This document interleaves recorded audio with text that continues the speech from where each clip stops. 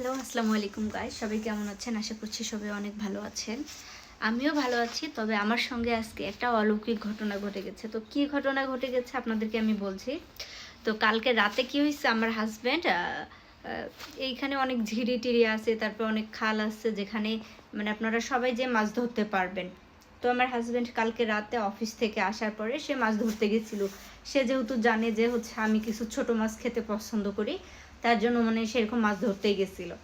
তো তাও মানে 10-12 প্রকারের মাছ মানে একসঙ্গে, মানে ছোট ছোট বড় বড় মাঝারি এরকম। এই যে আপনাদেরকে দেখাচ্ছি এরকম মাছ, তারপরে যে এইগুলা মাছ, তারপরে যে এই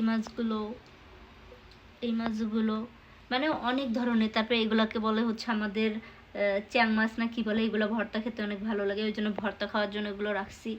তারপরে এখানে আছে কিছু ছোট ছোট মলা মাছের মতো, তারপরে এখানে বড় পুঁটি, তারপরে যে এইরকম এগুলো মাছ পড়ে গেল যাই হোক। তারপরে আবার কিছু চিংড়ি মাছ দেখেন। তো মজার বিষয় কি হয়েছে, কালকে রাতে মাছগুলো আনছে, আস্তে আস্তে তার 10:30-11টার মতো বাজছে। তো আসার পর অত রাতে তো আর আমি মাছগুলো কুটতে পারবো না। আর বড় মাছ হলে সে কুটে দিত, কিন্তু যেহেতু ছোট মাছ সে কাটতে পারে না। আর এই দেশের মানুষেরা মাছ ছোট ছোট যেগুলো মাছগুলো থাকে সেগুলো আঁশ সহ মানে ভাজি করে খায়। তো আমরা তো আর আঁশ সহ খেতে পারি না, তার জন্য আমি ফ্রিজে রেখে দিয়েছি। তো ফ্রিজে রেখে দেওয়ার পরে একদম বরফ হয়ে গিয়েছিল। তো আজকে সকালে সেগুলো বের করে আমি ভিজতে দিয়েছি। তো ভেজার পরে আমি যখন কুটতে গেলাম, যাওয়ার সময় দেখি গাইস একটা মাছ এখনো জীবিত। মানে আমি তো অবাক হয়ে গেছি, আল্লাহ কিভাবে এখনো একটা মাছ জীবিত। যাই হোক, আমি সেই মাছটাকে কাটিনি, সেই মাছটাকে আমি সুন্দর মতো অ্যাকুরিয়ামে রেখে দিয়েছি। তো মাছটাকে তুলে আপনাদেরকে দেখাচ্ছি। ক্যামেরা আমি ব্যাক করছি, ক্যামেরা ব্যাক করলাম। ক্যামেরা ব্যাক করার পরে আপনারা দেখতে পারবেন এই যে এই যে এই যে এই যে এই যে মাছটা, এই যে আমি ধরতেই পারতেছি না। এই যে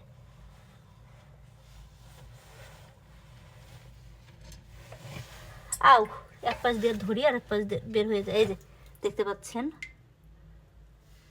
মাছটা এখনো জীবিত। আমার ভয় লাগে এইগুলো মাছ দেখলে। তো আমি একটা জিনিস অবাক হয়ে গেছি গাইস, মানে ডিপ ফ্রিজে রাখছিলাম, মাছগুলো একদম বরফ হয়ে গেছে। বরফ হয়ে যাওয়ার পরে এই মাছটা কিভাবে বেঁচে থাকলো।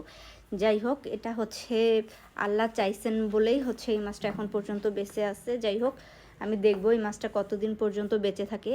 এই মাছটাকে আমি খাবো না। যাই হোক, আমার হাজব্যান্ড আসলে তাকে আমি দেখাবো। আর সবাই দোয়া করবেন, ভালো থাকবেন, সুস্থ থাকবেন। টাটা, আল্লাহ হাফেজ।